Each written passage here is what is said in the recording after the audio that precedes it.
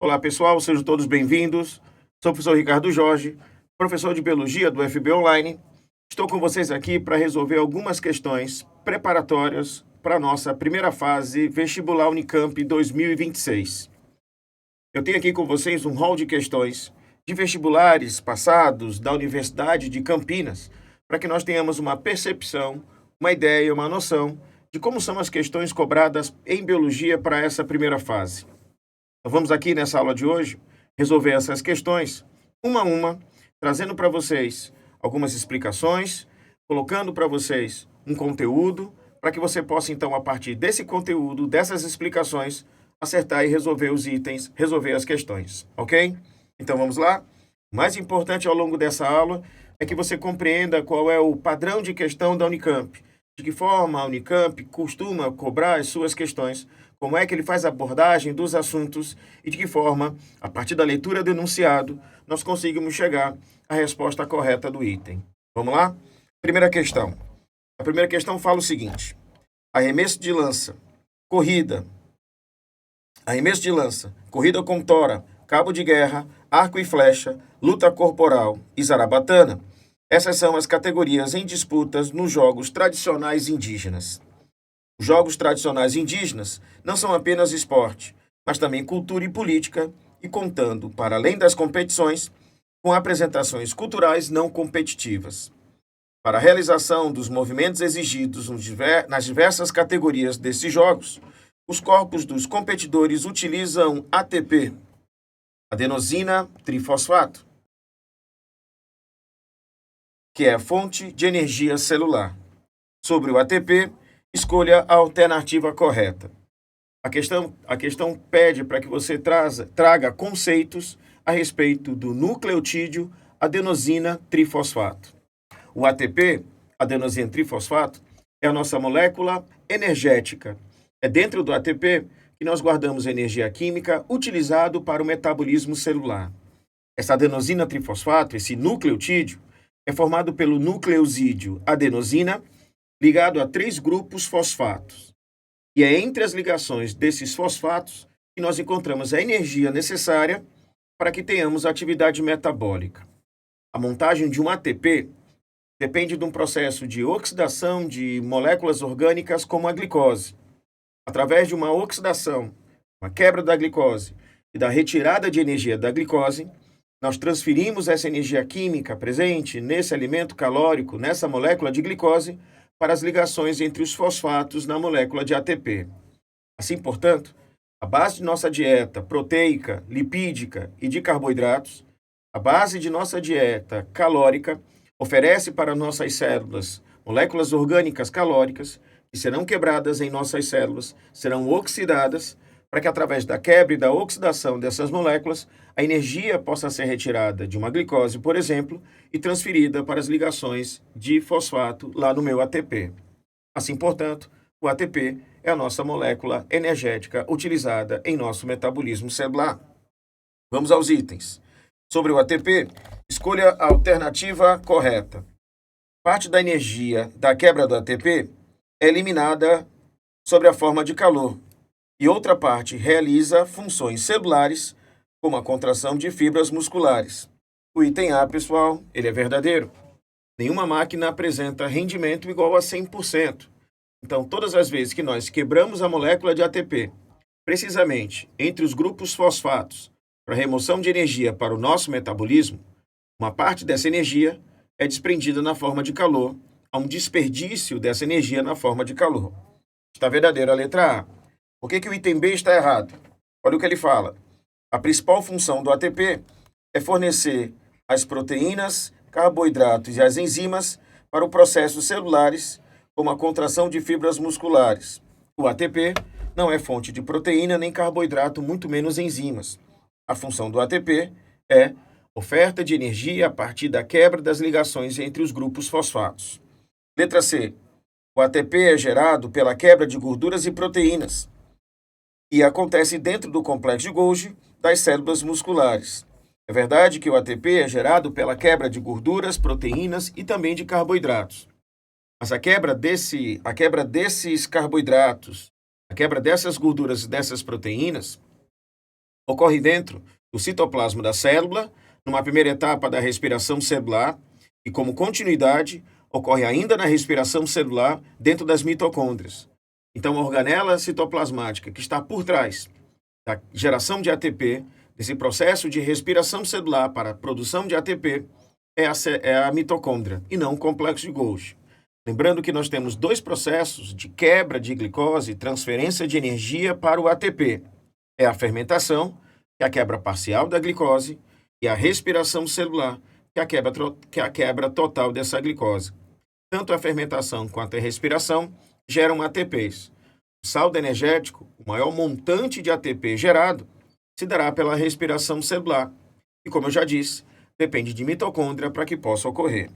Está falso, portanto, a letra C. E, finalmente, por que a letra D está errada? O armazenamento de energia do corpo não acontece somente na molécula de ATP, mas também nas moléculas de DNA e RNA. Está falso, pessoal, porque o DNA e o RNA são ácidos nucleicos formados por outros tipos de nucleotídeos. O DNA e o RNA são polímeros, são ácidos nucleicos, cujas unidades são outros tipos de nucleotídeos e não o ATP. O que existe guardado na molécula de DNA e também no RNA é a informação genética e não energia. Portanto, definitivamente, para essa segunda questão, a resposta correta, pessoal, é a letra A. Para essa primeira questão, para essa nossa primeira questão, a resposta correta, pessoal, é a letra A. Vamos para a nossa segunda questão. O que diz a nossa segunda questão? Vamos lá.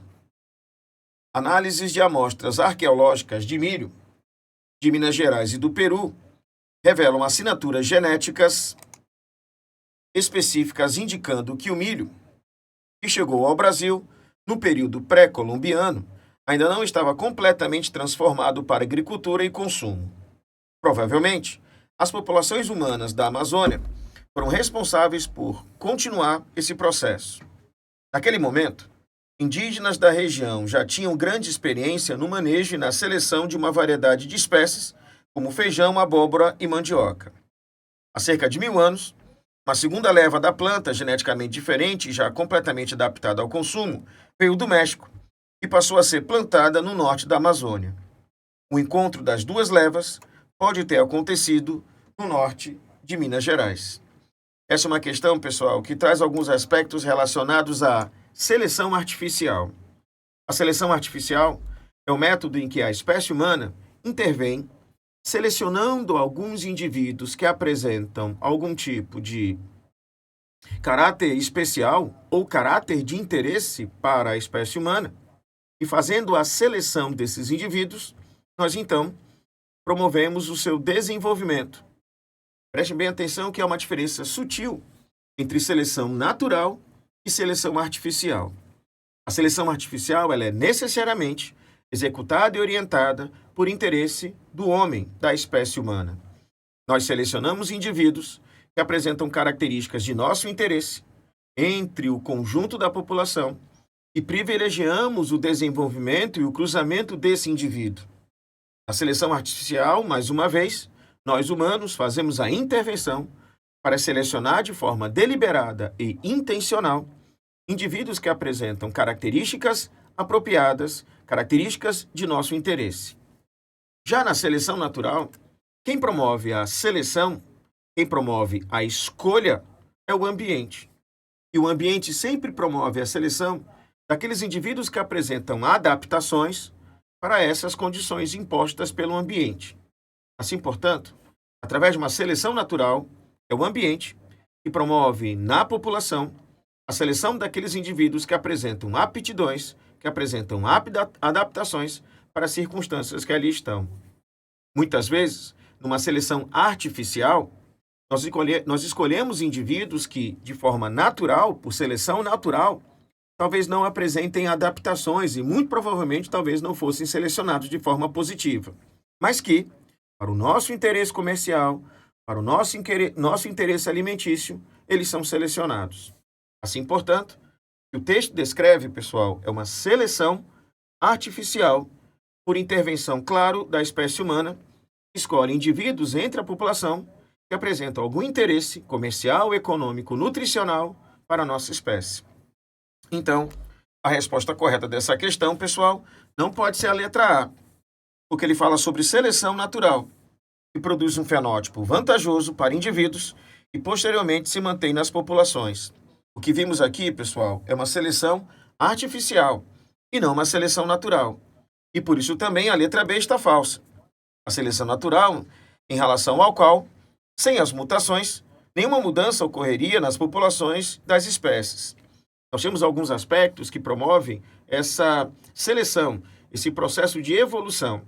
E entre os fatores evolutivos, nós temos a mutação, nós temos a seleção natural, nós temos a deriva gênica, nós temos a recombinação gênica. Então, existem alguns fatores que promovem o processo evolutivo e, entre eles, temos a mutação e a seleção natural. Só que aqui, moças e moços, nós não estamos tratando de seleção natural, estamos tratando de seleção artificial. Olha a letra C.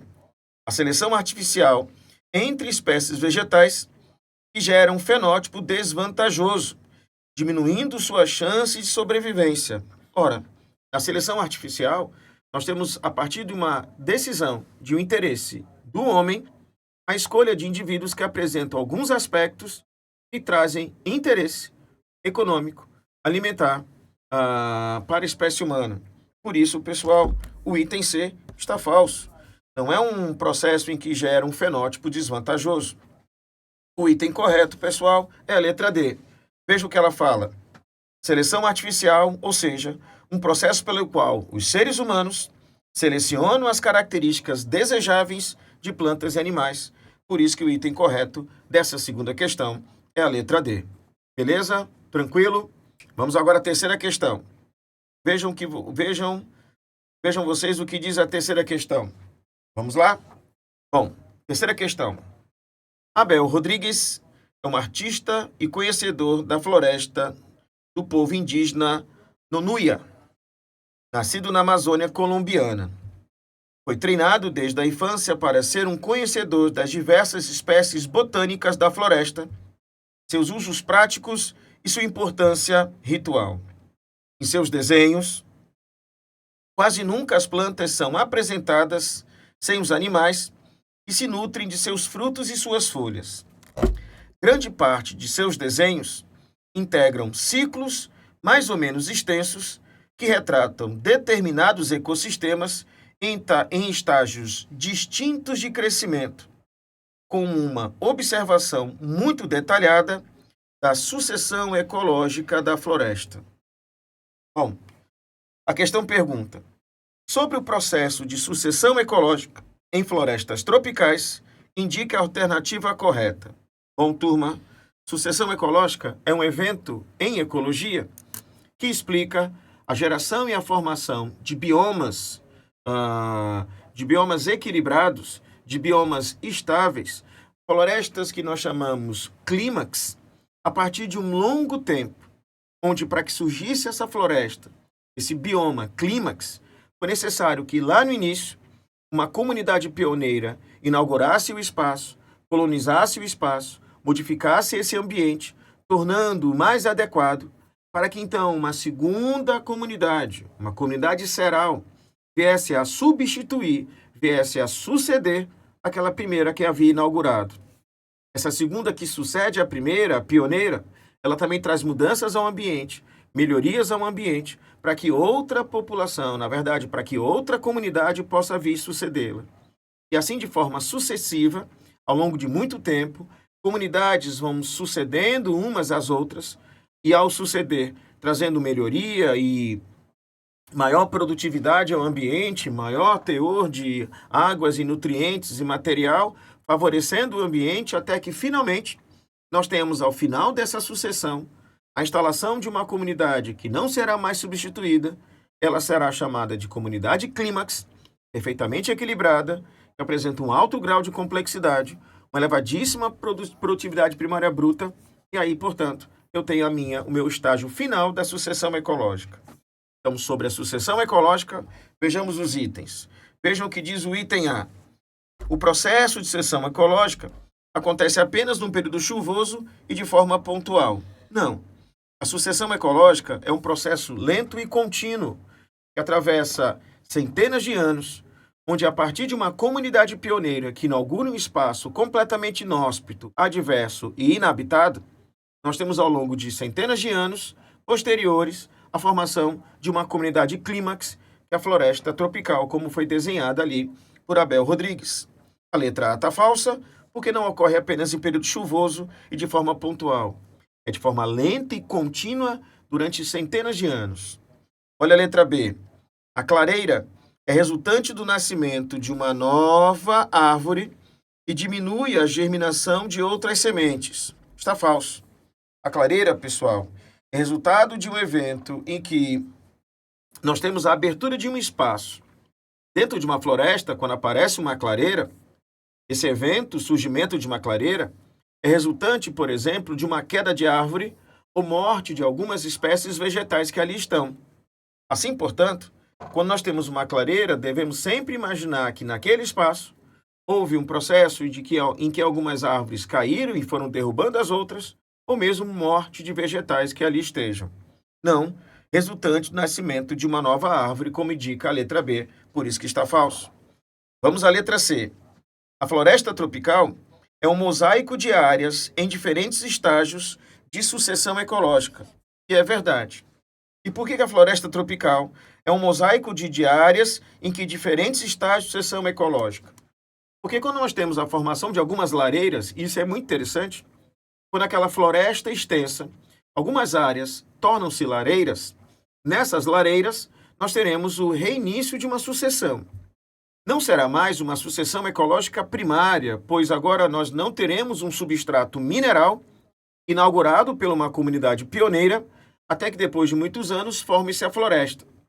Quando nós temos uma clareira provocada pela derrubada de algumas árvores, a sucessão ecológica e a organização da vegetação naquele espaço será chamada agora sucessão ecológica secundária.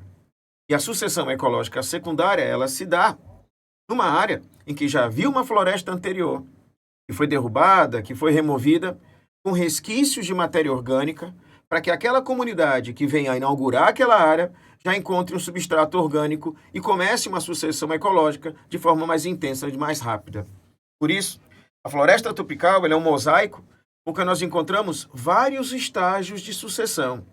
Algumas áreas com comunidade pioneira, outras áreas com comunidades serais 1, 2, 3, 4, 5, 6, e outras áreas com a comunidade clímax já instalada há muito mais tempo. Por isso que a letra C, pessoal, é o item correto. Olha a letra D. Durante o processo de sucessão ecológica, a luminosidade interior da floresta vai aumentando.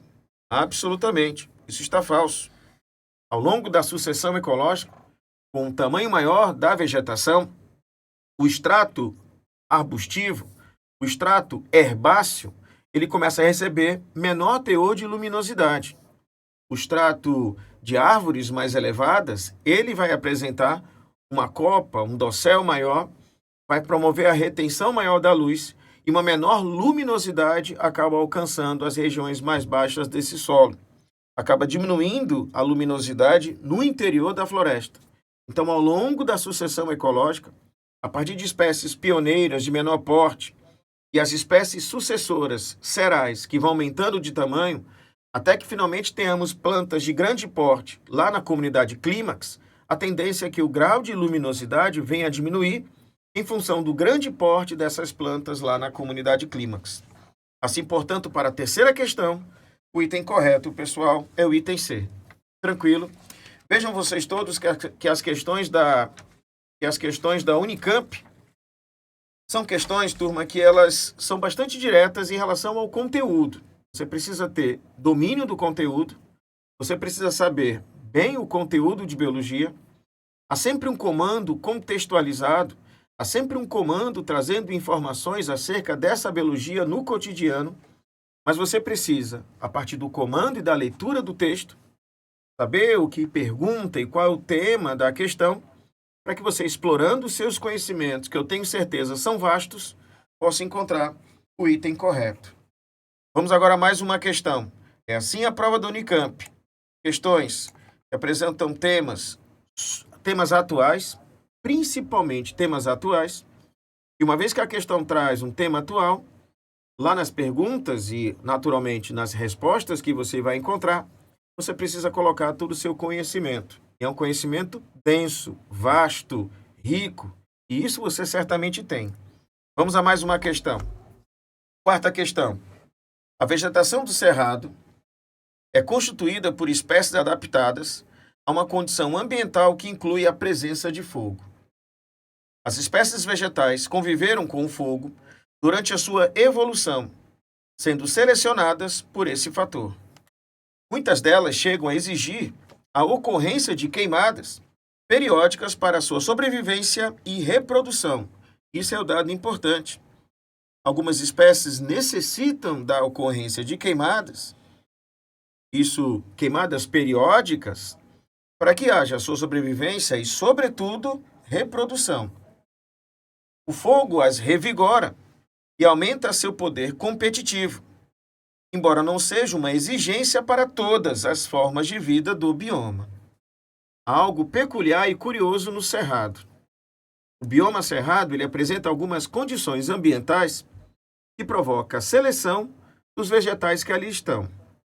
Nós temos um ambiente com baixíssima umidade, nós temos um ambiente do cerrado cujo solo é rico em alumínio, sendo um composto tóxico para a vegetação, e é principalmente como condição ambiental do cerrado as queimadas periódicas. Diante dessas circunstâncias, ambiente com baixíssima umidade do ar, um ambiente que apresenta alumínio em grande quantidade no solo, um alumínio tóxico, e as intensas queimadas que ocorrem no cerrado, a vegetação que ali está apresenta algumas adaptações. Em relação à baixa umidade, à baixíssima umidade, as folhas da vegetação do cerrado são folhas coriáceas, são folhas duras, cobertas por uma camada de cutina, um material impermeabilizante que reduz a transpiração, e também por tricomas, adaptações da epiderme, que dificultam também essas transpirações, essa perda de água. Além da preocupação em não perder tanta água, porque o ambiente tem baixa umidade, o excesso de alumínio que aparece no solo parece ser o responsável pela formação tortuosa dos galhos da vegetação do cerrado, algo que é conhecido como escleromorfismo oligotrófico. O escleromorfismo oligotrófico é esse formato tortuoso que nós encontramos nos galhos, nos troncos da vegetação do cerrado. E isso é explicado, nós temos teses que fazem essa explicação. O que provoca esses galhos tortuosos é o excesso de alumínio. Mas nada parece tão curioso e selecionador lá no cerrado quanto as queimadas periódicas. A vegetação do cerrado ele apresenta uma periderme generosa, uma casca bem grossa, justamente para que haja um isolante térmico do calor e das chamas nos tecidos vivos que aparecem no caule. Existem gemas lá na vegetação do cerrado com densa pilosidade. Isso porque essas gemas, de onde partem as ramificações, apresentando essa densa pilosidade, as chamas podem queimar os pelos sem que se propague isso para a gema. É como se essa pilosidade que aparece nas gemas fosse um anteparo para o fogo. A chama toca no pelo, o pelo queima, sem propagar esse calor, sem propagar essa chama para a gema. Mas existe ainda algumas características curiosas. Quando a questão fala para a gente que algumas, inclusive, chegam a exigir a ocorrência de queimadas para a sobrevivência na reprodução, é porque nós temos uma situação curiosa. Após o fogo, após a chama avançar sobre aquela população vegetal, muitos vegetais, então, após o fogo, após aquela chama queimando os vegetais daquela vegetação, muitos que sobreviveram com essas adaptações que eu descrevi a vocês, acabam florando no mesmo período. E após uma queimada, se as plantas sobreviventes começarem a sua floração no mesmo período, fica mais fácil, fica mais franco o processo de polinização cruzada, porque eles estão no mesmo período de produção de gametas, então há, portanto, uma sincronia.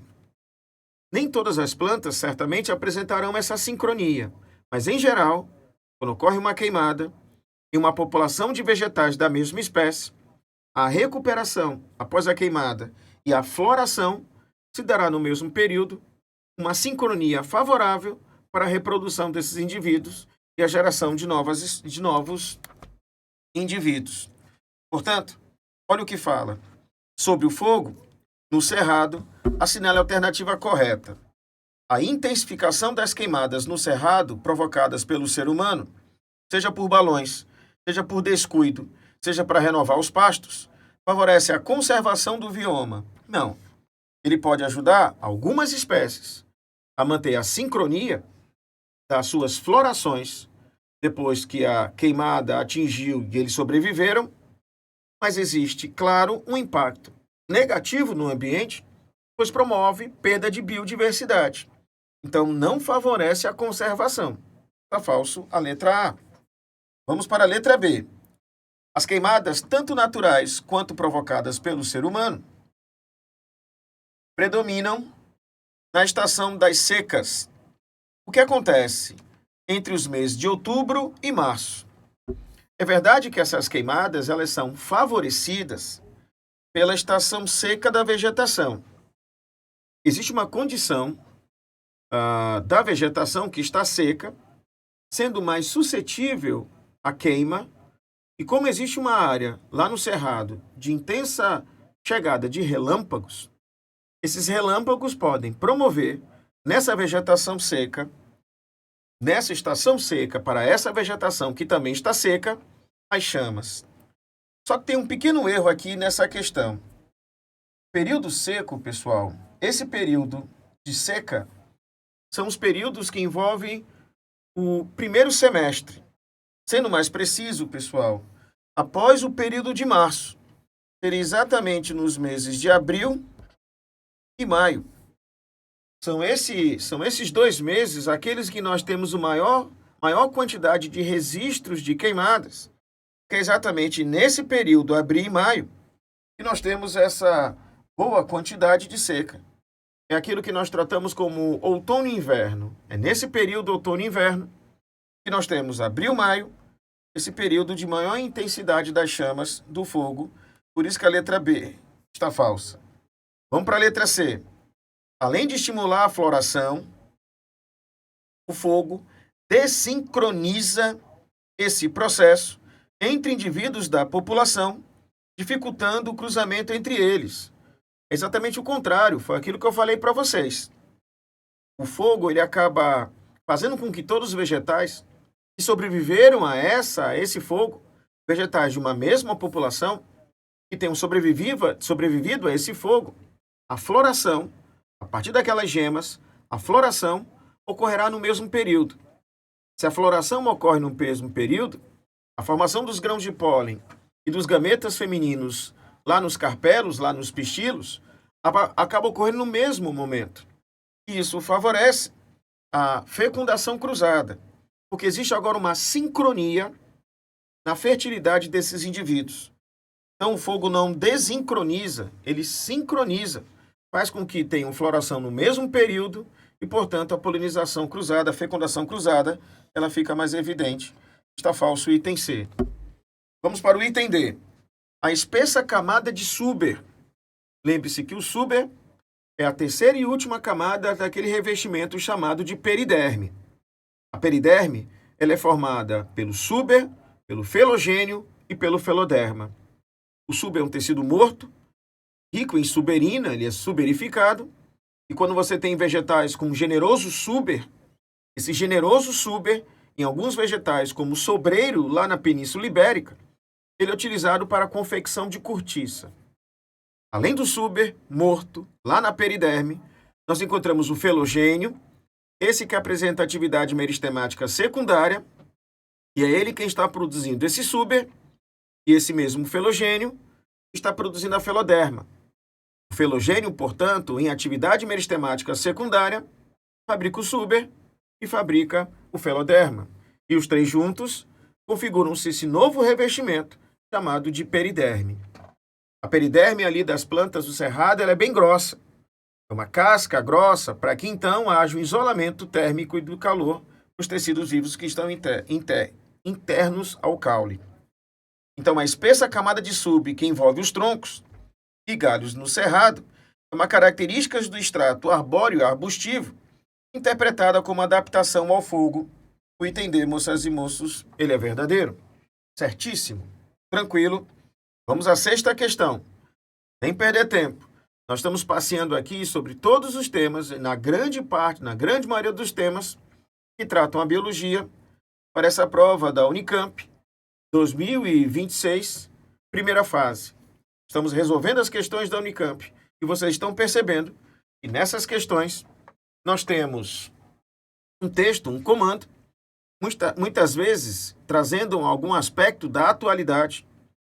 E esse aspecto da atualidade ela é explorada lá nas alternativas, sempre com um conteúdo mais aprofundado, mais denso, cobrando de você um conhecimento apropriado. Tranquilo? Vamos à quinta questão. Ana tem um tipo sanguíneo AB negativo. Está grávida pela primeira vez.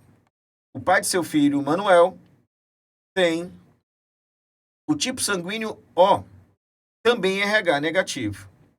O heredograma abaixo traz a representação do mecanismo de transmissão das características genéticas ligadas ao tipo sanguíneo dentro das famílias de Ana e Manuel. A partir da leitura do heredograma e de seus conhecimentos sobre a genética, escolha a alternativa correta. Vamos entender como é que é o genótipo de Ana e de Manuel para a determinação da tipagem sanguínea. Ana pertence ao sangue... Ana apresenta o sangue AB negativo. Geneticamente, o genótipo, melhor dizendo, o genótipo de Ana para o sangue, para o sistema ABO, é Iazão, Izão A, Izão B. Esse é o genótipo de Ana para o sistema ABO. Já que ela apresenta o sangue AB, para o sistema ABO, ela vai ser Izão A, Izão B. E Ana, para o sistema Rhesus, para a determinação do sistema Rhesus, como ela é sangue negativo, geneticamente ela vai ser Rzinho, Rzinho. Então nós temos para o sistema BO o genótipo de Ana e Izão A, Izão B. E para o sistema Rhesus, ela vai ser Rzinho, Rzinho. Quero lembrar vocês que sangue negativo, ele é recessivo. Já para o sistema BO, o sangue A e o sangue B, os seus alelos, os seus genes, apresentam codominância. Mas ambos, o Izão A e o Izão B, são dominantes em relação ao Izinho, que determina o sangue O. Olha como é que funciona com o Manuel. Manuel, que tem um sangue O negativo, ele vai ser para o sistema ABO Izinho, Izinho, e para o sistema Rhesus, exatamente como Ana, Rzinho, Rzinho. Como pode ser o filho desse casal? Vejamos. As informações genéticas que Ana pode oferecer para o sistema ABO, depois da segregação dos fatores e da formação dos gametas, Ana poderá oferecer gametas do tipo Iazão e gametas do tipo Izão B. Vou colocar aqui do ladinho para que vocês possam ver isso melhor. Só um minutinho.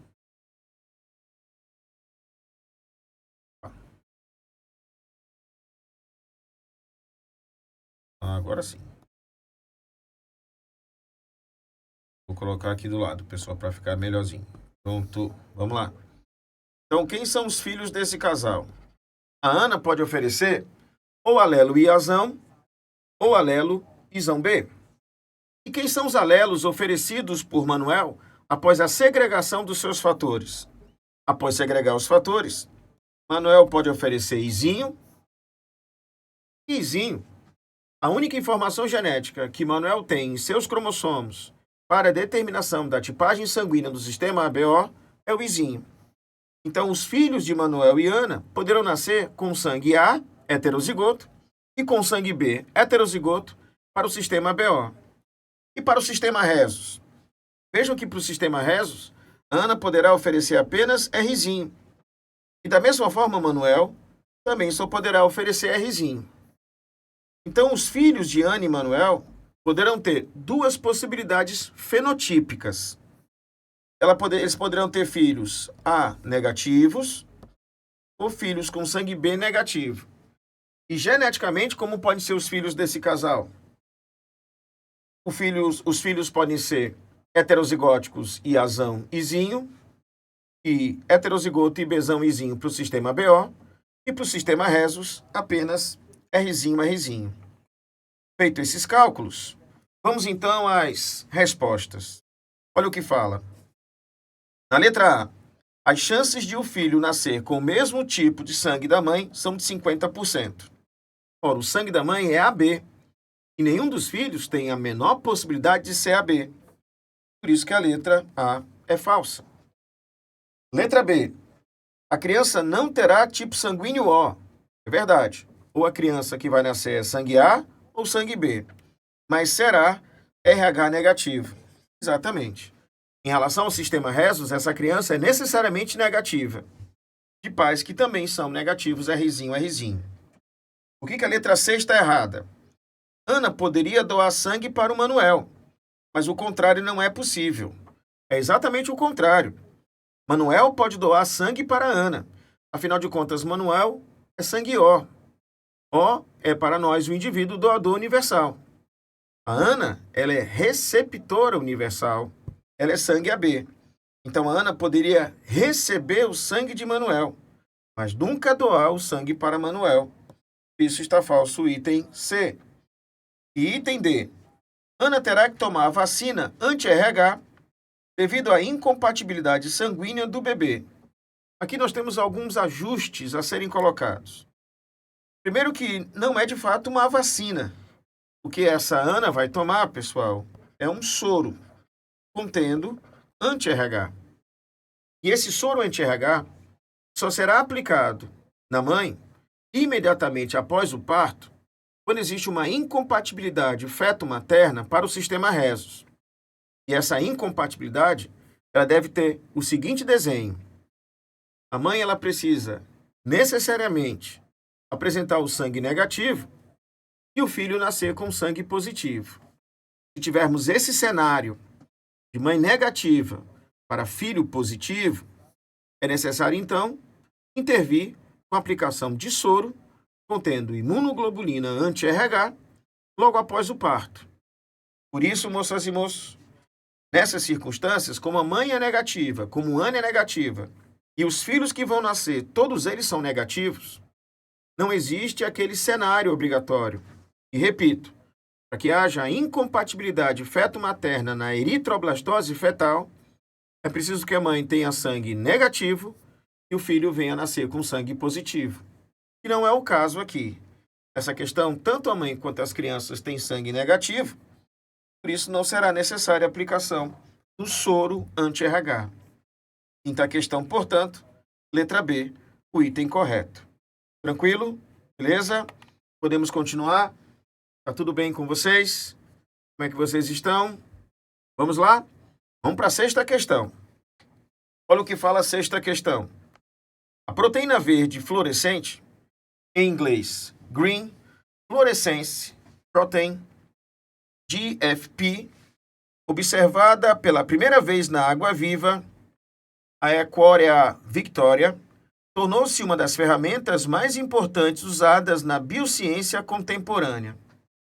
Evolutivamente, a distribuição filogenética dos genes homólogos a GFP foi encontrada apenas nos filos Quinidária, Artrópoda e Cordata.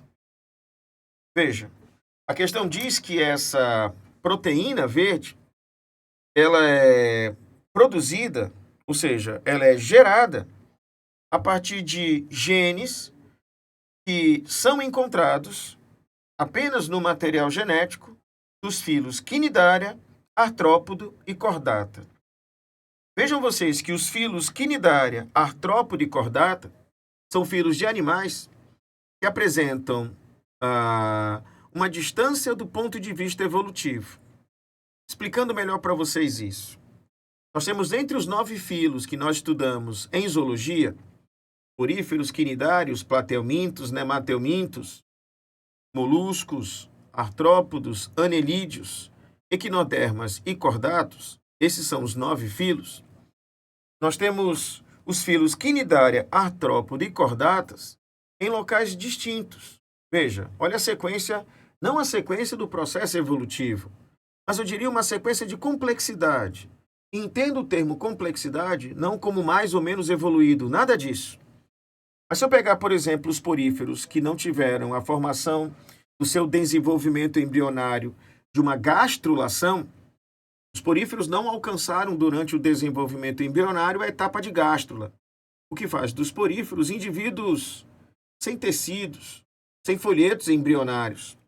E aí os poríferos aparecem como aqueles mais simples. Depois nós temos os quinidários.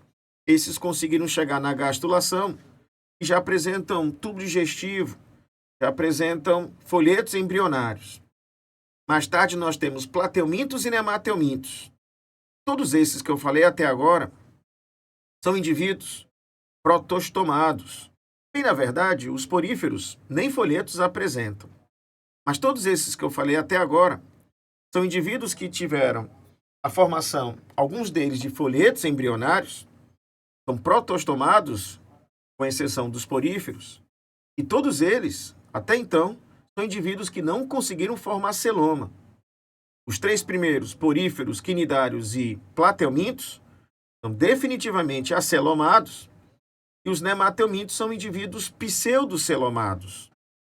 O celoma começa a surgir, pessoal, a partir exatamente desses moluscos, anelídeos, artrópodos, os equinodermas e proscordados. É assim que nós temos a formação do celoma. E por que nós temos a formação do celoma?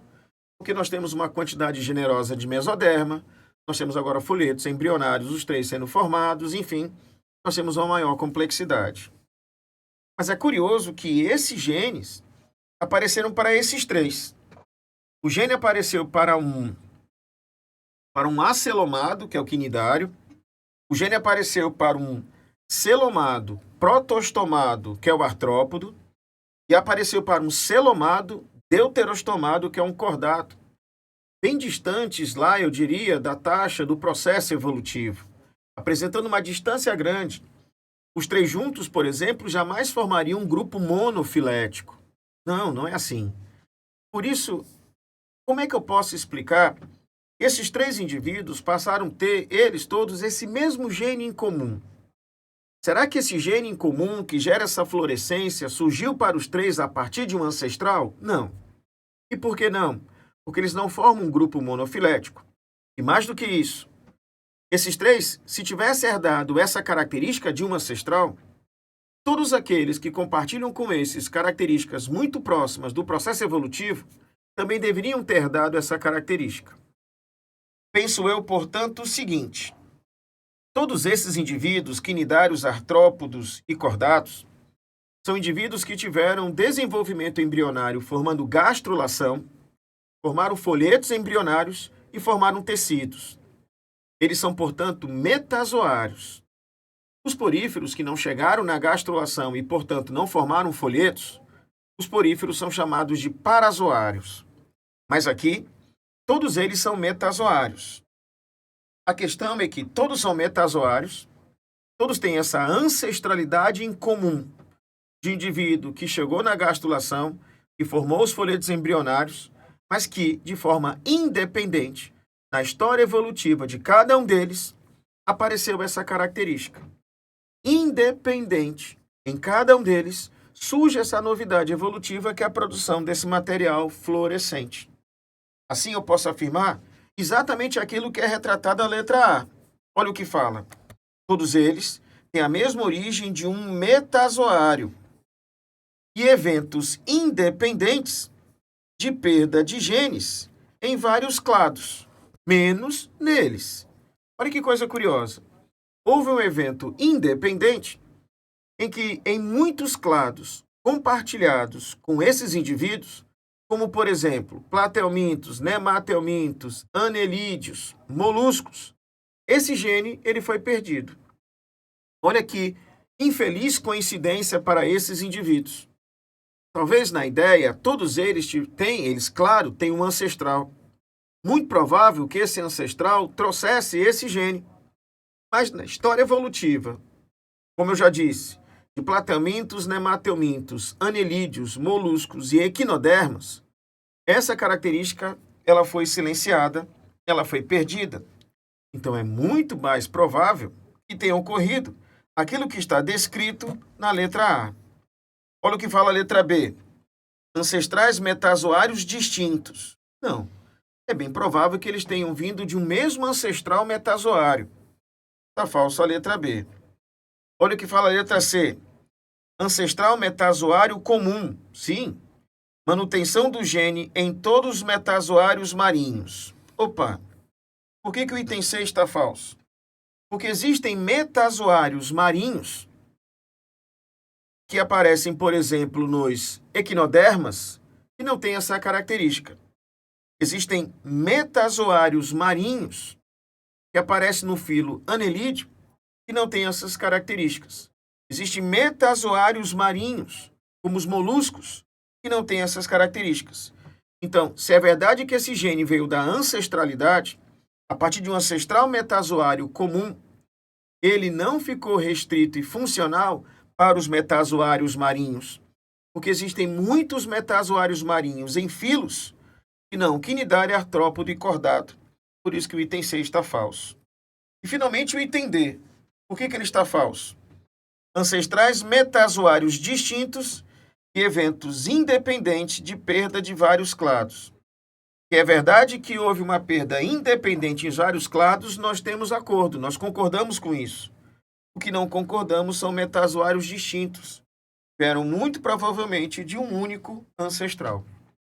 Ok? Beleza. Vamos a mais uma questão da Unicamp. E mais uma vez, vejam todos vocês. As questões elas trazem um texto, um comando que traz referências bibliográficas, artigos científicos, atualidade. É uma prova que ela é pautada e baseada numa linguagem acadêmica. São artigos, matérias jornalísticas de revistas científicas, e a partir desse comando, que nos traz informações, que traz uma ideia importante, as alternativas elas exploram o conhecimento do candidato. O vasto e denso conhecimento que você tem para poder fazer uma prova da Unicamp. Vamos à 7ª questão.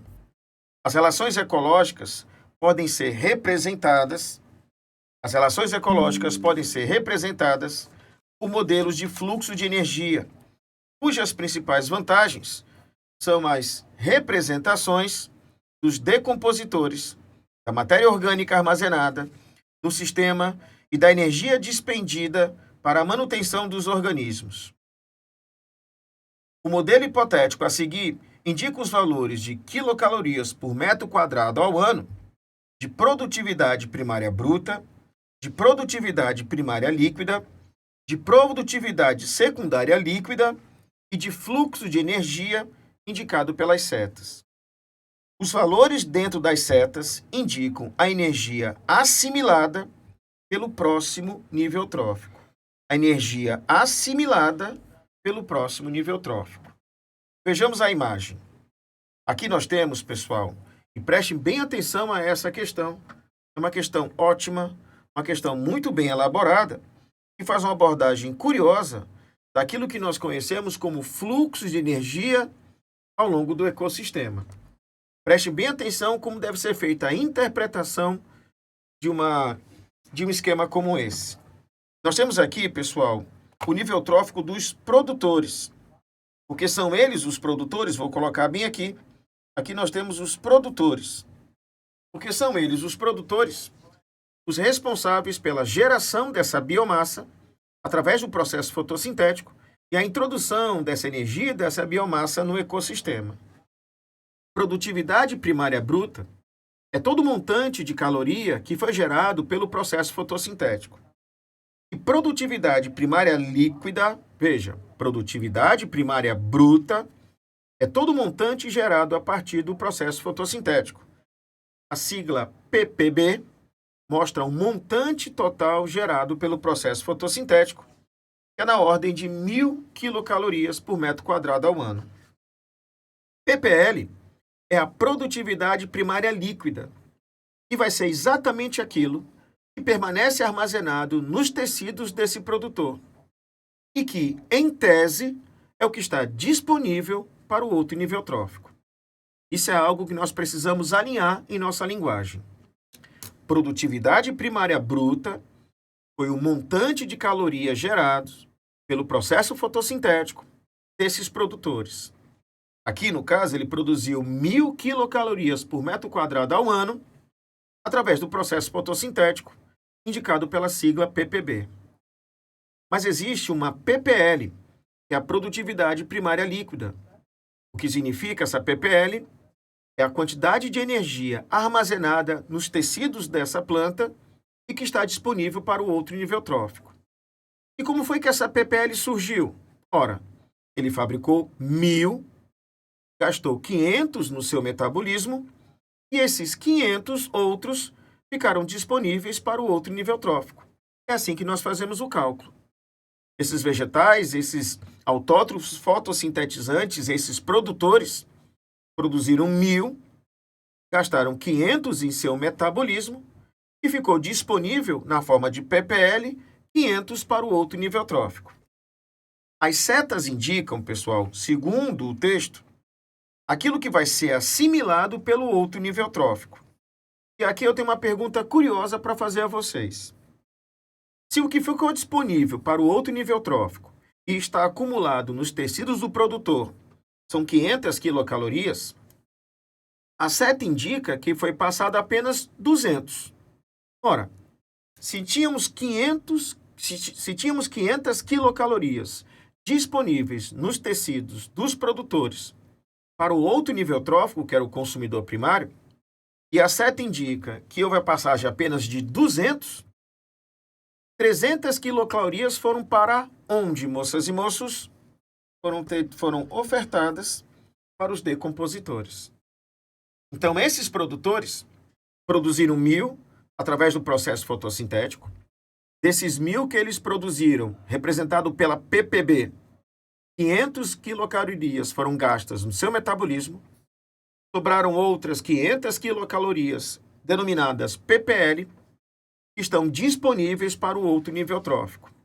Passaram para o outro nível trófico dessas 500 quilocalorias apenas 200. Ou seja, 300 quilocalorias foram repassados para o decompositor. Fechou? Bom, eu tenho aqui agora o consumidor primário. Quanto foi que chegou nesse consumidor primário? Nesse consumidor primário que aqui nós temos, pessoal. Vou botar aqui. Nesse consumidor primário que aqui eu tenho. Vou pegar uma cor aqui.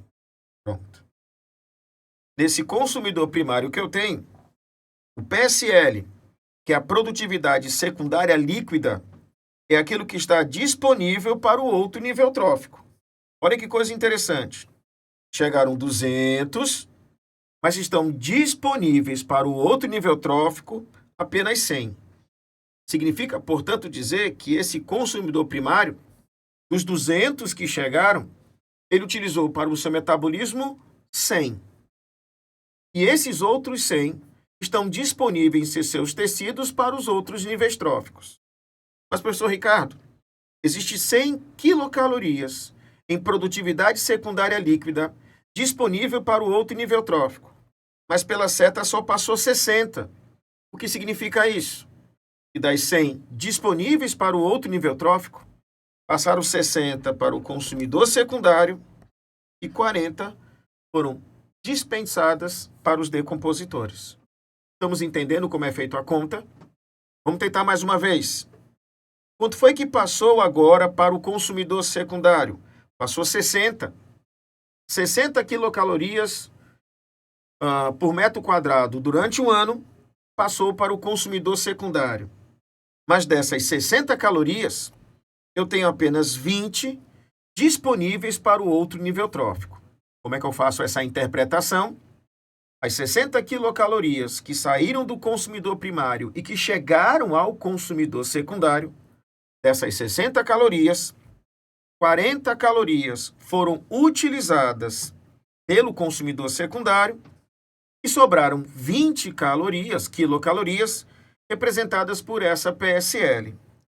das 20 quilocalorias que sobraram, que estão armazenadas nos tecidos do consumidor secundário, 10 vão passar para o consumidor terciário e outras 10 vão ser desperdiçadas em decompositores. Estamos entendendo? Existe, portanto, a passagem, representado pelas setas, existe o consumo daquilo que passa em cada nível trófico, existe uma sobra que é sempre a parte líquida, a produtividade secundária líquida. É bom sempre memorizar isso. Aquilo que está disponível, nem tudo vai passar. Parte daquilo que está disponível na produtividade secundária líquida é entregue aos decompositores e uma outra parte será passada, sem dúvida alguma, para o outro nível trófico. Vamos ao último. O consumidor terciário, ele tem uma PSL de 2 e não tem mais passagem, ou seja, nos tecidos dele estão armazenados 2. Fazendo aquela conta, passou 10, ele gastou 8, 2 sobraram em seus tecidos, e como não tem ninguém consumindo o consumidor terciário, essa reserva em seus tecidos será passada integralmente para os decompositores. Essa é a nossa conta. Fechou? Vamos às alternativas. Olha o que fala. Considerando os dados apresentados, é correto afirmar que a energia utilizada para a manutenção do consumidor primário é de 40 quilocalorias metro quadrado ao ano. Nós entendemos como manutenção aquela quantidade de energia que foi utilizada pelo indivíduo para que ele se mantivesse vivo. Vamos ver quanto foi. Para o consumidor primário, ele recebeu 200 e ficaram 100 disponíveis para o outro nível trófico. Ele recebeu 200 e 100 permaneceram em seus tecidos como PSL. Se ele recebeu 200 e permaneceram 100 como disponível para o outro nível trófico, quanto foi que o consumidor primário gastou, pessoal? 100 e não 40 quilocalorias por ano. O que é utilizado na manutenção do consumidor primário é o valor de 100 quilocalorias, que é justamente o valor. A chegada foi de 200 quilocalorias, ele gastou 100, os outros 100 ficaram armazenados em seus tecidos como PSL, sendo transferidos para o consumidor secundário e para os decompositores. A letra A está falsa. A energia direcionada aos decompositores é de 352 quilocalorias por metro quadrado ao ano. Como é que eu vou fazer essa conta? É só somar tudo aquilo que chegou aos decompositores. 300 mais 40 mais 50 mais 2 é exatamente 352. Está correto a letra B. Vamos para a letra C. A energia consumida na manutenção dos autótrofos é de 700 quilocalorias por ano. Quando eu fui ver os autótrofos fotossintetizantes, eles produziram 1.000, gastaram 500 e ficou sobrando outros 500. Aquilo que foi consumido pelos autótrofos, pessoal, foi na ordem de 500 quilocalorias e não 700. Está falso a letra C. E, finalmente, pessoal, a letra D.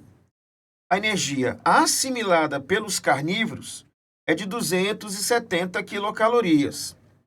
Quando ele fala de energia assimilada, segundo o enunciado, é aquilo que aparece na seta. Muito cuidado, preste atenção. A energia assimilada é aquilo que aparece na seta. Quem são os carnívoros que aqui aparecem? Ele quer saber apenas dos carnívoros. Ora, o consumidor secundário é carnívoro e o consumidor terciário também será um carnívoro. Se eu somar aquilo que chega para o consumidor secundário e para o consumidor terciário, está chegando algo na ordem de 70 quilocalorias. Por isso que, de novo, a letra D ela é falsa. Tudo ok, moças e moços? Tudo certo com vocês? Tudo ok? Essa é uma questão interessantíssima sobre ecologia na prova da Unicamp. Veja, nós já fizemos questões sobre evolução, sobre genética, sobre ecologia, sobre zoologia, sobre adaptações vegetais a ecossistemas brasileiros, como foi a questão do cerrado. Fizemos uma questão logo no início tratando de bioquímica, bioenergética com ATP. Fizemos uma outra questão sobre evolução, sobre seleção natural e artificial. Vamos agora fazer mais uma questão, que é a questão 8, que trata sobre botânica. Tudo isso para que você tenha uma dimensão e uma ideia de como são as questões da Unicamp. E todas elas você certamente já prestou atenção e já viu, que traz um enunciado amparado por uma literatura acadêmica, uma literatura científica, um artigo científico. Então, depois, nós temos a resolução, os itens para serem respondidos. Vamos lá? Olha o que fala. 8ª questão. A dupla fecundação é um processo característico em angiospermas, resultando na formação do zigoto e do núcleo triploide. As sementes com cotilédones, embrião, endosperma e casca são formadas e protegidas no interior de frutos. Considerando a origem e a ploidia das estruturas citadas, assinala a alternativa correta. Turma, todos nós sabemos que lá nas angiospermas existe uma dupla fecundação. A dupla fecundação é algo especial e particular das angiospermas. Nessa dupla fecundação é formado um zigoto diploide e um endosperma triploide, 3N. Isso porque o grão de pólen ele vem trazendo lá nas angiospermas 2 núcleos espermáticos, duas células espermáticas, 2 gametas masculinos. Quando esses 2 gametas descem pelo tubo polínico, o primeiro núcleo espermático, o primeiro gameta masculino, a primeira célula espermática, a ploide, ela vai fecundar a oosfera, lá no saco embrionário, dentro do carpelo feminino. Então, a primeira fecundação é do primeiro gameta masculino, o primeiro núcleo espermático, a primeira célula espermática, que fecunda a oosfera, formando um zigoto diploide, zigoto esse que será a futura planta. Mas como existe um segundo gameta masculino que desce pelo tubo polínico, ele promoverá concomitantemente a fusão e a fecundação com 2 núcleos polares presentes lá no saco embrionário, dentro do óvulo, lá no ovário do carpelo feminino. Então, essa segunda fecundação é quando o segundo núcleo espermático une-se ao mesmo tempo a 2 núcleos polares haploides. E é por isso que essa célula haploide, núcleo espermático, unindo essas outras 2 células haploides, núcleos polares, formam um núcleo triploide, que é chamado de endosperma. O endosperma é uma massa nutricional que está ali na semente, nutrindo o zigoto, nutrindo o embrião. Então, a dupla fecundação ocorre dessa forma. Vamos aos itens. O núcleo triploide é formado pela junção dos núcleos polares com o núcleo espermático. Perfeito. É exatamente isso que eu disse. Nós temos dentro do saco embrionário, lá dentro do óvulo, presente no interior de um ovário, do carpelo, a parte feminina de uma flor, nós temos núcleos polares, são 2 células haploides, que serão unidas a um núcleo espermático também haploide, formando uma massa nutricional triploide. Está certíssimo o item A. Item B. O zigoto 2N é formado a partir de núcleos polares. Não. O zigoto é formado a partir da oosfera N, e foi fecundada por um núcleo espermático. Está falso a letra B. C. Os carpelos, que são as partes femininas da minha flor, originam o ovário, que se transforma nos cotilédones e na casca da semente. Não, completamente equivocado. O ovário, ele juntamente com o estigma e com o estilete, ele forma o carpelo. O carpelo tem 3 partes, estigma, estilete e ovário. E é dentro do ovário que nós encontramos o saco embrionário, com os núcleos polares, com a oosfera que serão fecundados. E, finalmente, a letra D. O endosperma triploide origina-se do núcleo triploide, formado posteriormente os cotilédones da semente. Não. Os cotilédones são folhas modificadas. São tecidos diploides.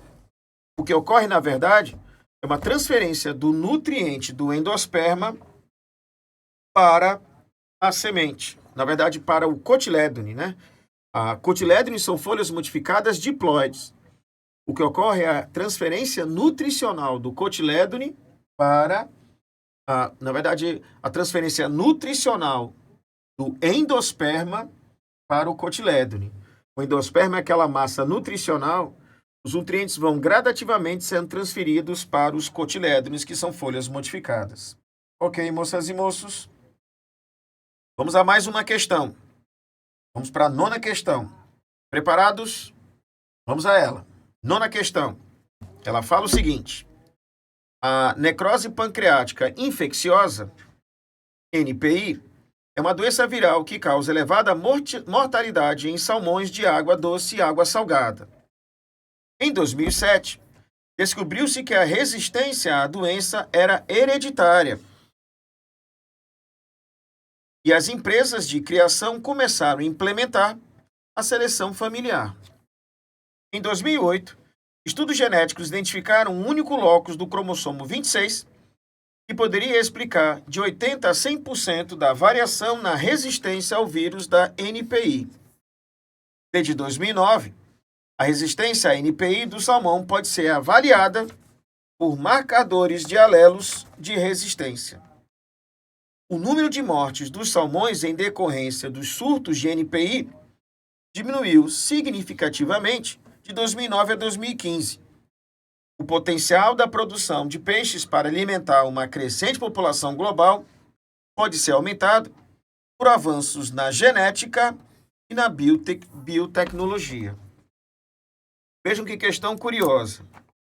Existe uma doença infecciosa provocada por um vírus que afeta os salmões, a chamada necrose pancreática infecciosa. Essa necrose pancreática infecciosa é uma doença viral que afeta os salmões. Mas tão curioso quanto isso é saber que existe um gene que confere aos salmões uma resistência. Para aqueles salmões que apresentam esse gene, eles não são afetados com essa doença. E aí, qual foi a intenção dos criadores? Algo que eu já falei hoje para vocês. A intenção dos criadores é selecionar entre a população de salmões aqueles que apresentam esses genes que são responsáveis pela resistência à doença.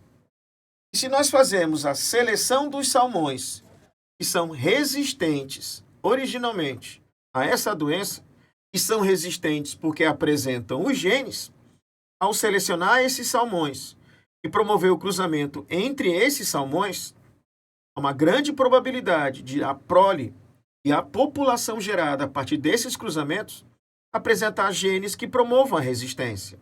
E aí eu tenho maior produtividade desses indivíduos. Tudo feito, pessoal, por seleção artificial.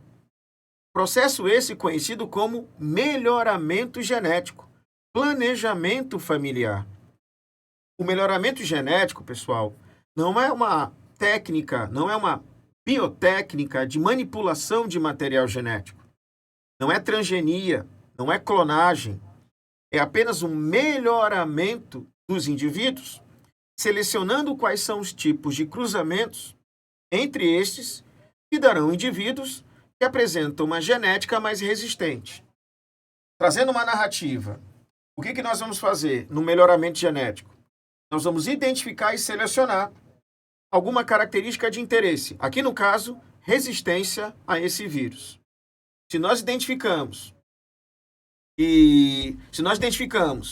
essa característica, um gene que promove resistência aos vírus, o que nós vamos fazer? Vamos criar indivíduos que tenham essas características. E como é que eu vou criar mais indivíduos com essas características? Realizando cruzamentos desses que apresentam já esse gene. Ao cruzar indivíduos selecionados por nós, que já apresentam esses genes, nós temos uma prole de vários indivíduos que também têm esse gene para resistência e que, portanto, serão resistentes. Então, eu vou avaliar sempre a prole que nasce, vou selecionar na prole aqueles indivíduos que mantêm as características Vou isolar aqueles indivíduos que não trouxeram esse gene para que eles não gerem, não perpetuem essa característica. Assim eu faço intensos cruzamentos e muitos cruzamentos apenas entre indivíduos que trazem a resistência. Melhorei geneticamente aquela população. Todos são resistentes. Assim, quando a questão pergunta, considerando as informações apresentadas no texto, assinale a alternativa que justifica corretamente a diminuição na mortalidade dos salmões. Ora, a diminuição da mortalidade foi provocada, pessoal, não por transgenia, tampouco por seleção natural. Foi feita uma seleção artificial e um melhoramento genético, onde os salmões portadores do alelo de resistência foram selecionados e cruzados entre si, gerando maior proporção de indivíduos resistentes. Por isso, o item correto, pessoal, para nós, vai ser a letra B. Tranquilo? Não foi por mutação, não foi por seleção natural, tampouco por transgenia que tivemos esse aspecto. Tudo ok? Vamos para mais uma questão. Vamos à 10ª questão. Uma ótima questão. E como todas as questões da Unicamp, o que nós temos? Nós temos um texto baseado num relato ou numa revista ou um documento científico para que nós possamos resolver a questão. Olha o que fala. 10ª questão. Plantas são organismos que interferem na composição da atmosfera e regulam o ciclo do carbono em nosso planeta, permitindo a vida como a conhecemos. Enquanto a parte aérea das plantas está exposta a variações de intensidade luminosa, as raízes têm íntimo contato com o solo, fontes de nutrientes essenciais ao seu desenvolvimento.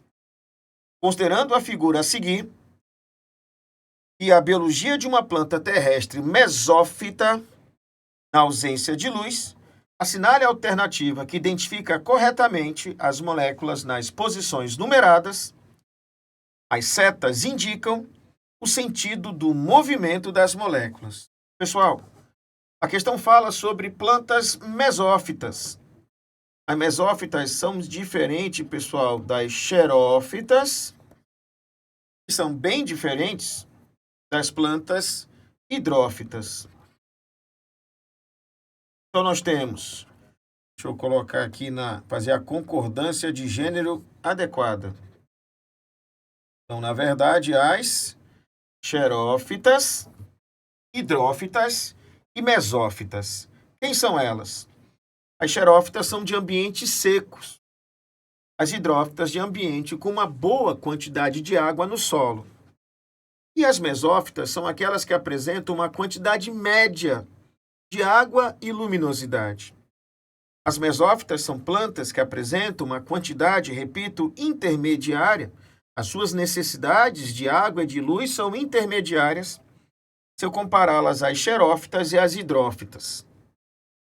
Mas a questão fala, pessoal, que essa planta mesófita, que tem necessidades intermediárias de água e de luz, foi colocada num ambiente sem luz, na ausência de luz. Se não há presença de luz, já posso garantir a todos vocês que não está ocorrendo o processo fotossintético. Mas tem uma outra informação muito curiosa e importante para vocês todos. As plantas, ao mesmo tempo que realizam o processo de fotossíntese, também estarão realizando a respiração celular, como qualquer outro indivíduo que apresenta mitocôndrias e tem metabolismo respiratório.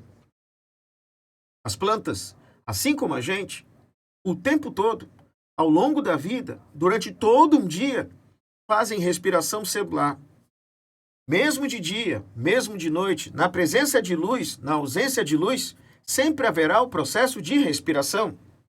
E nessa respiração, ocorre a incorporação de oxigênio e a liberação de gás carbônico. Todos nós sabemos que durante o processo fotossintético, na presença de luz, ocorre a liberação de gás oxigênio e a incorporação de gás carbônico. Repetindo para não gerar dúvida, durante a fotossíntese e na presença de luz, nós precisamos da luz naturalmente, e esse processo de fotossíntese em que existe a presença da luz Ocorre pela planta a liberação de gás oxigênio por meio da fotólise da água e a captação do gás carbônico para dentro da planta, para que esse gás carbônico possa ser, então, reduzido e transformado em glicose. Então, nós temos na fotossíntese, gás carbônico entrando, gás oxigênio saindo. Mas como não tem luz, segundo a questão, o que a planta está realizando é apenas respiração celular. E sem luz, ela realizando apenas respiração celular, ela faz aquilo que nós exatamente fazemos todos os dias. Assimilamos gás oxigênio e liberamos o gás carbônico. Então, posso afirmar, pessoal, que nessas setas, numa planta mesófita colocada no escuro, o que ela está incorporando, moças e moços, é na respiração gás oxigênio e ela está liberando o gás carbônico. Só que existem ainda outras duas estruturas, ou dois componentes. Um está descendo das folhas em direção à raiz, e um segundo, que a questão mostra para a gente, está entrando pela raiz. Aquilo que pode descer em direção à raiz são açúcares produzidos e desenvolvidos pela fotossíntese e compondo aquilo que nós conhecemos como seiva elaborada. E entre os açúcares que nós encontramos compondo a seiva elaborada, nós temos a sacarose. Então, aquilo que vem descendo das folhas em direção à raiz, através dos vasos liberianos que formam floema, é a seiva elaborada rica em sacarose. E aquilo que está entrando na raiz são os sais minerais, entre eles, por exemplo, nitrato, presente no ciclo do nitrogênio. Por isso que aqui, moças e moços, 1 é o gás oxigênio, 2 é o gás carbônico, 3 é a sacarose e 4 é para nós, pessoal, o nitrogênio, item correto, a letra C. Tudo ok, moças e moços? Todos vocês entenderam isso? Tudo certinho, moças e moços? Vamos lá. Vamos continuar. Vamos avançar. Saímos da 10ª questão. Vamos agora para a 11ª questão. Preparados? Vamos para a 11ª questão. O que fala a 11ª questão, moças e moços? Vamos lá. Considere uma comunidade marinha que compreende muitos ancestrais dos filos de animais modernos.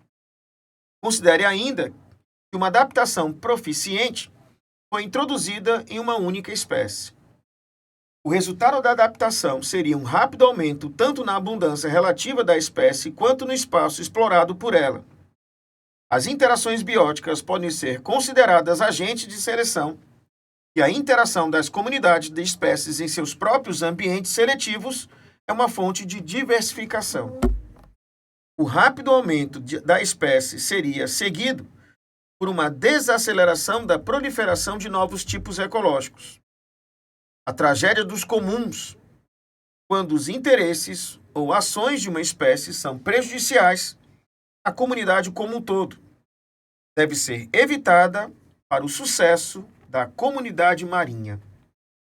Esse texto fala para a gente, pessoal, sobre como a biodiversidade é importante para ajudar que populações promovam sua evolução. A questão diz aqui para a gente muito claramente que populações que vão crescendo acabam fomentando e promovendo em outras populações processos de seleção que vão promovendo nessas populações o curso da evolução. Explicando melhor, populações que crescem de forma significativa acabam provocando em outras populações desse mesmo ambiente, dessa mesma comunidade, processos de seleção. E como nós temos, durante o processo evolutivo, um dos fatores evolutivos, a seleção natural, podemos afirmar, portanto, que crescimentos populacionais estão induzindo outras populações também a evoluírem, pois estão pressionando seletivamente formas para resistir a essa competição, a esse crescimento populacional. Vamos às alternativas. O que fala a letra A? A população da espécie com adaptação aumentaria infinitamente. Cuidado, pessoal. Ainda que todas as populações possam crescer, nenhuma população pode crescer para além da carga de suporte máximo do ambiente. Nenhuma população consegue crescer de forma exponencial, de forma ilimitada, infinita, porque todas elas são submetidas a uma carga biótica máxima. E a carga biótica máxima é o teto desse crescimento, mesmo sendo em potencial biótico, com baixa resistência ambiental, existe sempre uma carga biótica máxima. Então a letra A está falsa. Letra B. A espécie com adaptação seria um agente de seleção de outras espécies pelo uso de um recurso comum, impulsionando a evolução dos concorrentes. E é verdade. Porque a seleção natural, pessoal, é um fator evolutivo. Você tem uma espécie que está promovendo a seleção natural de outros indivíduos, está, de certa forma, alterando a frequência de alelos dessa outra população e, portanto, contribuindo para o processo evolutivo. Está correto a letra B. Olha o item C. A proliferação da espécie com adaptação seria motivada pela saturação ecológica e pela exaustão de recursos pelas outras espécies. Pessoal, a proliferação de espécie com adaptação, ela não é motivada pela pela saturação ecológica. Ela vai ser inibida.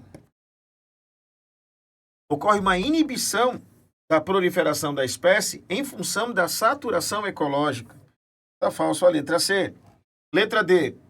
A comunidade marinha permanecerá inalterada se a espécie com a nova adaptação apresentar abundantes interações bióticas interespecíficas. Ora, eu vou ter interações bióticas interespecíficas, eu vou ter interações ecológicas entre espécies diferentes, a comunidade ela vai certamente sofrer uma alteração. Por isso, o item B, ele é falso. Vamos agora para a 12ª questão. São 15 questões, estamos na 12ª, logo terminamos esse conteúdo. Vamos lá. A osteoporose é uma doença caracterizada pela baixa densidade óssea, pela baixa densidade da massa óssea total e pela deterioração da microarquitetura do tecido, levando ao aumento da fragilidade óssea. Algumas células presentes no tecido ósseo são representadas na figura a seguir. Turma, a osteoporose, pessoal, é uma osteopatia provocada pela perda dos componentes do osso. Ocorre uma diminuição da massa óssea, uma baixa densidade dessa massa óssea. Isso é provocado, pessoal, pela perda dessa matriz óssea. E como é que ocorre a perda dessa matriz óssea? Ocorre um processo de desmineralização da parte da hidroxapatita, né? Ocorre, portanto, uma degradação da matriz óssea, uma desmineralização da matriz óssea a partir da hidroxapatita e uma reabsorção da matéria orgânica. Então, nós temos uma reabsorção da matéria orgânica e uma desmineralização dessa matriz óssea, com perda de minerais pela decomposição da hidroxapatita. As células responsáveis pela dinâmica do osso são os osteoblastos e os osteoclastos. Os osteoblastos são aqueles que promovem a síntese dessa matriz óssea, a partir da síntese de colágeno e da agregação da hidroxapatita a esse colágeno.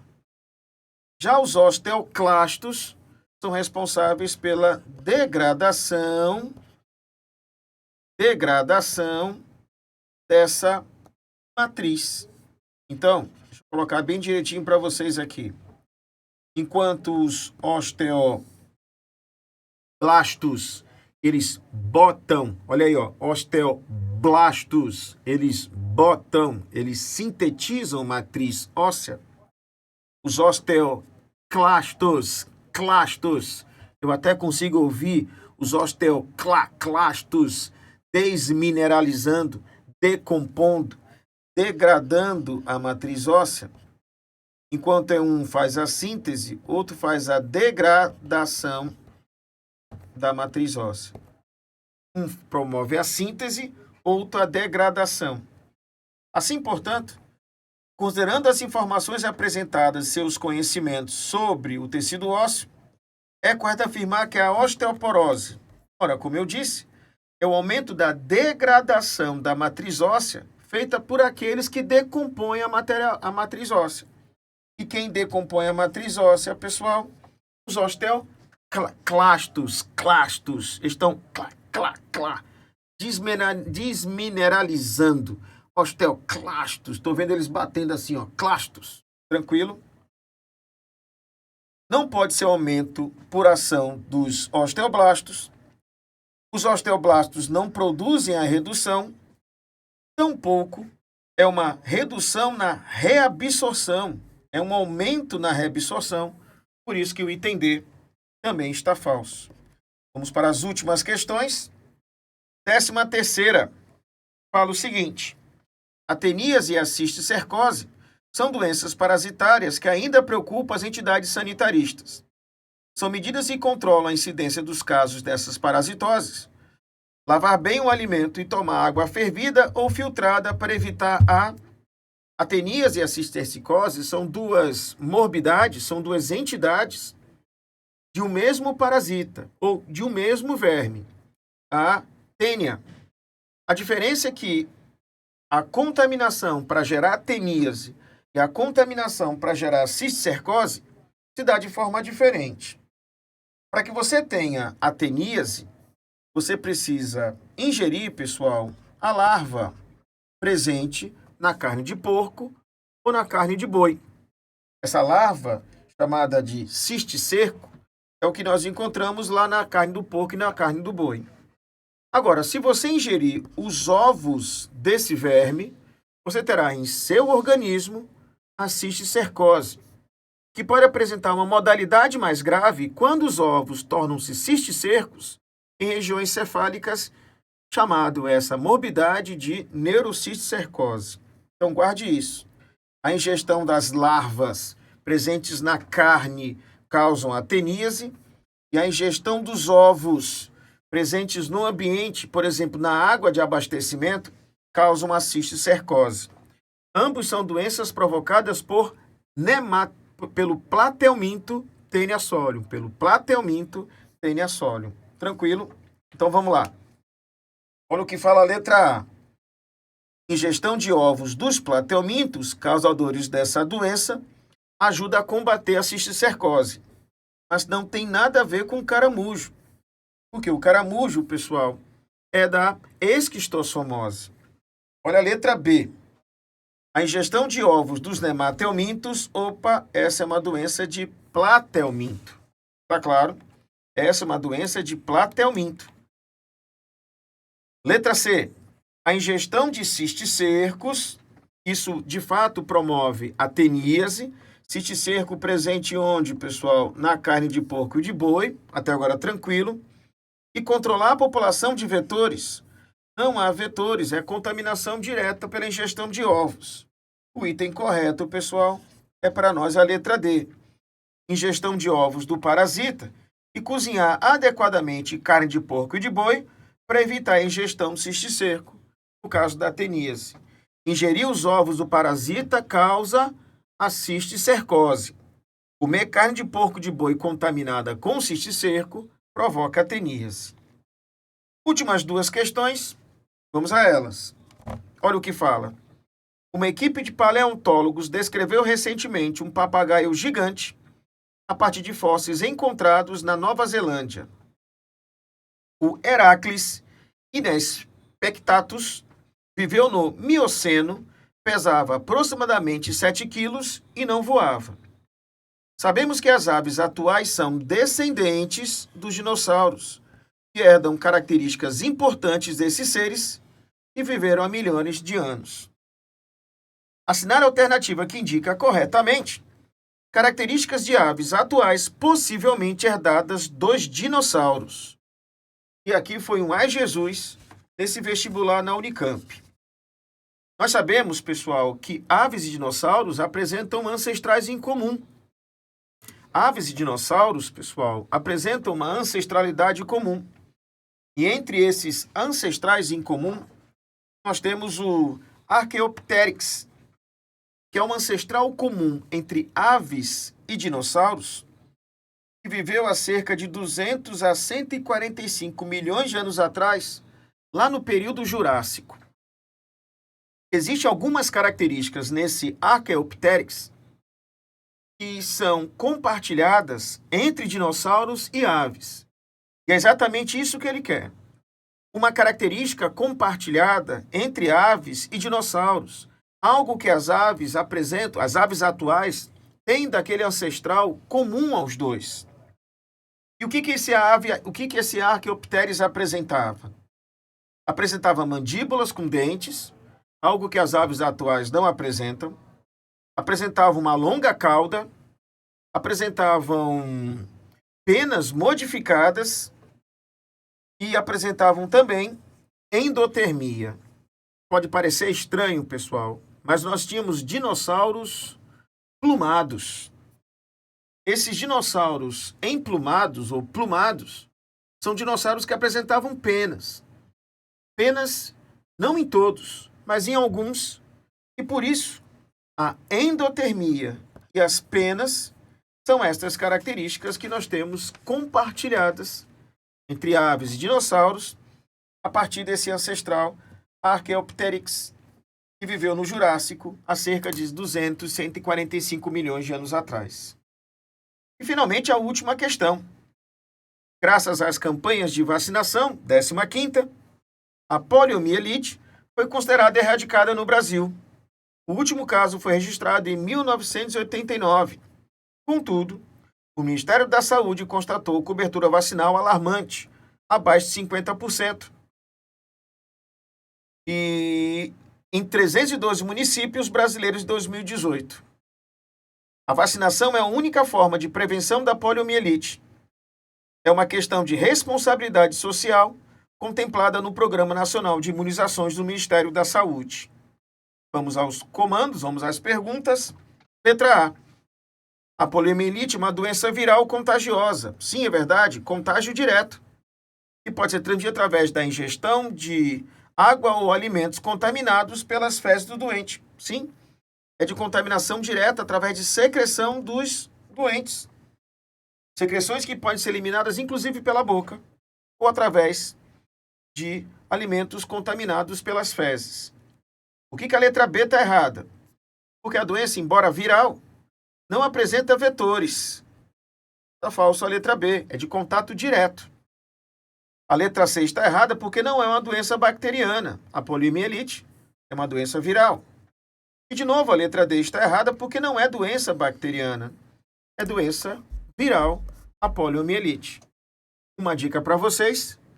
Nós estamos muito próximos de anunciar aqui no Brasil a erradicação de doenças como a filariose.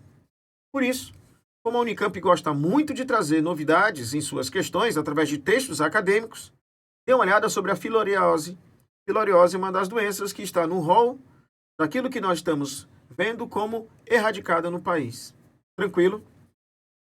Queria desejar a todos vocês uma boa prova nesse domingo, para essa primeira fase de Unicamp. Mostrei ao resolver essas questões para vocês de como é o desenho da prova da Unicamp. Ela precisa de um conhecimento, claro, sem dúvida, e de uma análise de um texto muito bem elaborado, baseado em muitos artigos científicos, com uma linguagem acadêmica adequada para o seu vestibular. E por isso você, que é um ótimo aluno, um brilhante aluno, terá uma prova do seu nível, uma prova de qualidade. Desejo a todos vocês uma ótima prova e nós voltaremos a nos ver aqui na segunda fase da Unicamp. Boa prova e até a segunda fase. Grande abraço.